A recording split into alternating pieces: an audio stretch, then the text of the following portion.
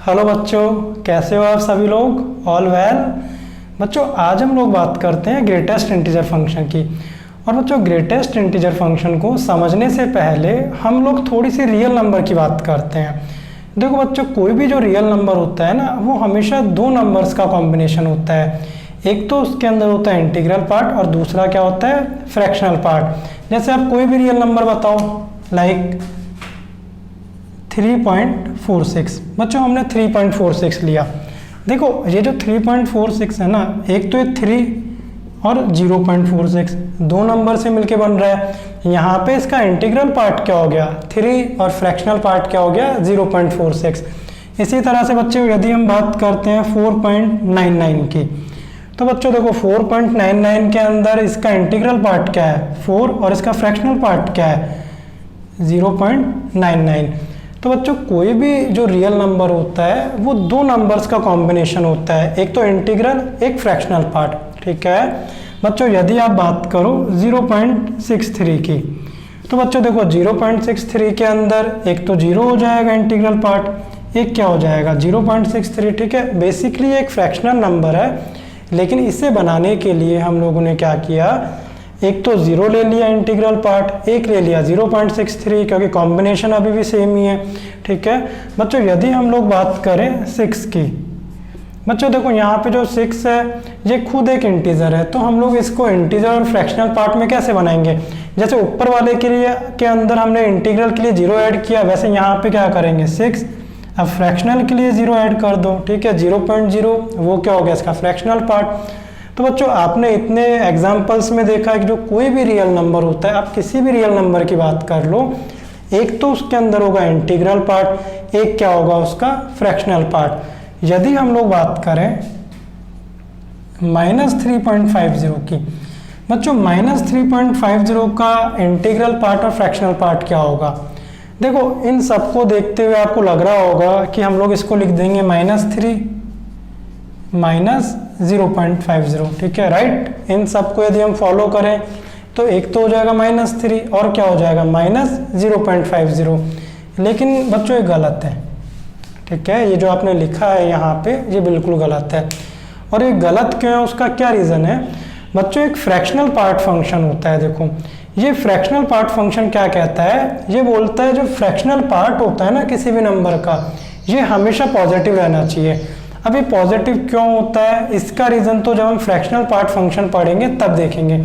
अभी के लिए बस इतना जान लो, जो फ्रैक्शनल पार्ट रखो ना किसी भी नंबर का, वो हमेशा पॉजिटिव ही रखना। देखो पॉजिटिव वाले का तो पॉजिटिव आ ही जाएगा। अब नेगेटिव वाले को पॉजिटिव कैसे बनाओगे, देखो -3.50।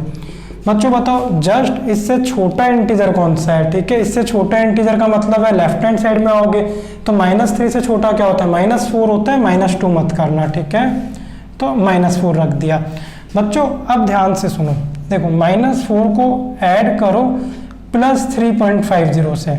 ठीक है, इसको ऐड करने पे आपके पास आएगा 0.50।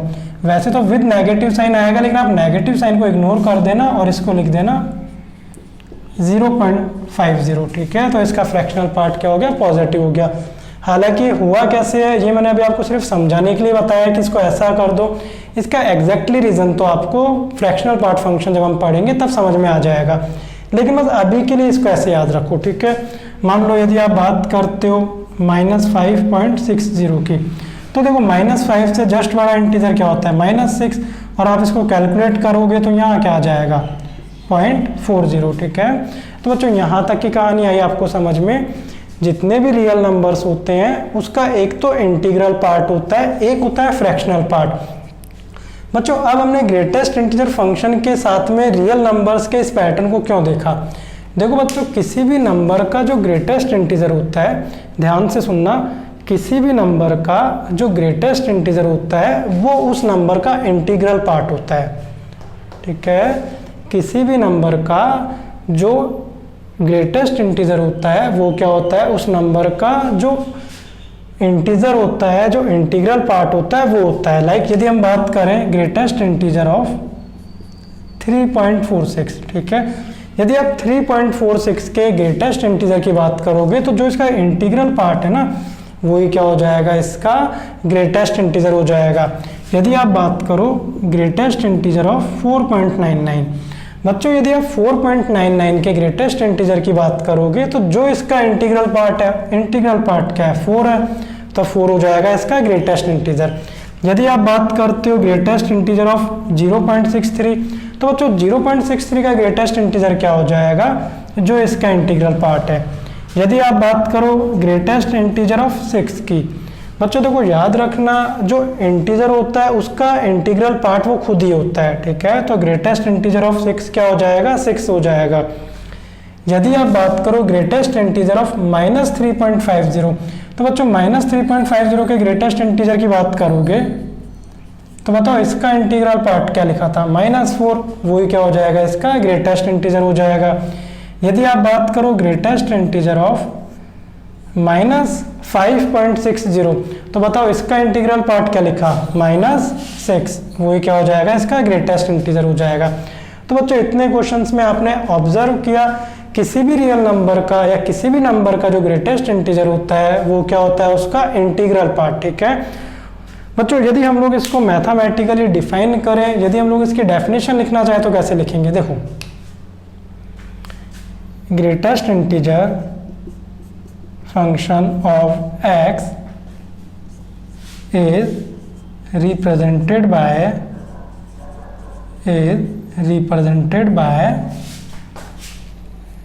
स्क्वायर ब्रैकेट ऑफ x, ठीक है। बच्चों greatest integer function of x कोई भी नंबर हो सकता है, उसका ग्रेटेस्ट इंटीजर फंक्शन को रिप्रेजेंट करते हैं जो स्क्वायर ब्रैकेट होता है, जो बिग ब्रैकेट होता है उससे, ठीक है। आप देखो इतने सारे क्वेश्चंस के अंदर सबके अंदर मैंने कौन सा ब्रैकेट यूज किया है, ये स्क्वायर ब्रैकेट आपका, ठीक है।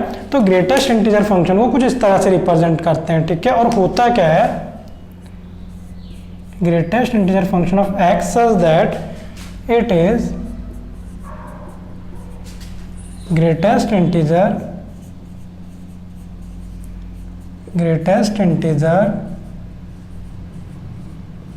or it is greatest integer of x which is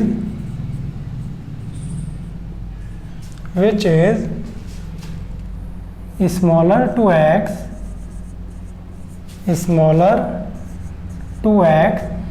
or less than x देखो बच्चों हमने क्या लिखा, जो ग्रेटेस्ट इंटीजर होता है किसी भी नंबर का वो क्या होता है, which is smaller to x, greatest integer of x which is smaller to x और लेस देन x, ठीक है। या तो x से स्मॉलर होगा या इक्वल होगा। देखो स्मॉलर कब होगा, यदि आपने 3.46 लिया x की वैल्यू तो इंटीग्रल पार्ट क्या हो जाएगा इसका 3, ठीक है। तो यहाँ पे क्या हो गया, स्मॉलेस्ट हो गया, स्मॉलर हो गया। यदि आप लोग बात करते हो 6 की, जहाँ पे आपने क्या लिया है ग्रेटेस्ट, जहाँ पे आपने x क्या लिया है, एक इंटीजर लिया है, तो इंटीजर का जो ग्रेटेस्ट इंटीजर होता है वो इंटीग्रल पार्ट होता है जो कि x के इक्वल होता है। यहाँ तक आई बात समझ में। आप इसको नंबर लाइन पर देख सकते हो, जैसे मान लो आप यहाँ से कोई भी ले लो, ठीक है। आपने कहा 4.99, देखो बच्चों 4.99 से जस्ट स्मॉलर इंटीजर क्या होगा 4, ठीक है, और इससे बड़ा इंटीजर क्या होगा 5। तो बेसिकली जो 4.99 है उसके दो इंटीजर्स के बीच में 4 और 5 के, तो बच्चों जो इसका ग्रेटेस्ट इंटीजर होता है ना वो जस्ट स्मॉलर वाला इंटीजर होता है, ठीक है। 4.99 या किसी भी नंबर का यदि आप बात करते हो ग्रेटेस्ट इंटीजर की तो क्या होता है, उस नंबर से जस्ट स्मॉलर जो इंटीजर होता है वो होता है, ठीक है। यदि देखो आप बात करो यहाँ पे -3.50 की, तो बच्चों -3.50 -4 और -2 के बीच में आता है, ठीक है। तो बच्चों आप बताओ -3.50 से जस्ट स्मॉलर इंटीजर कौन सा है, -4, ठीक है। आया बच्चों समझ में यहाँ तक, ठीक है। अब हम लोग कुछ 1-2 क्वेश्चंस देखते हैं। बच्चों यहाँ तक की बातें आई आपको समझ में, और होपफुली आपने सब ये लिख भी लिया होगा, है ना। अच्छा देखो बच्चों, यदि मैं पूछूं ग्रेटेस्ट इंटीजर ऑफ पाई, बच्चों बताओ पाई का ग्रेटेस्ट इंटीजर क्या होता है, पाई की वैल्यू क्या होती है 3.14, अप्रोक्सीमेटली जो पाई की वैल्यू हम 3.14 लेते हैं, तो बताओ पाई का ग्रेटेस्ट इंटीजर क्या होता है? क्या होता है? 3। ठीक है, जो पाई का ग्रेटेस्ट इंटीजर होता है वो क्या होता है बच्चों? 3। Very good. ठीक है बच्चों, यदि मैं बात करूँ ग्रेटेस्ट इंटीजर ऑफ ई, बच्चों बताओ ई का ग्रेटेस्ट इंटीजर क्या होता है? क्या होती है ई की वैल्यू? जो ई की वैल्यू होती है वो 2.7 से 2.8 के अप्रॉक्स होती है। तो बताओ जल्दी इसका ग्रेटेस्ट इंटीजर क्या होता है?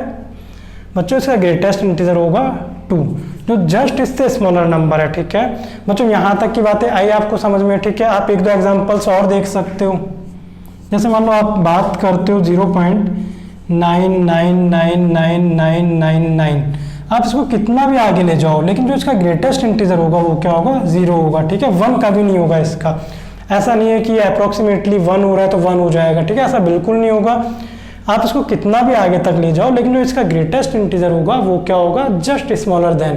ठीक है, जो भी इससे पहले आपका इंटीजर रहा होगा वो इसका ग्रेटेस्ट इंटीजर होगा। ठीक है, यदि देखो आप बात कर लो -3.46। ठीक है, अच्छा बच्चों -3.46 का ग्रेटेस्ट इंटीजर क्या होगा? जल्दी बताओ, -3.46 का ग्रेटेस्ट इंटीजर क्या होगा?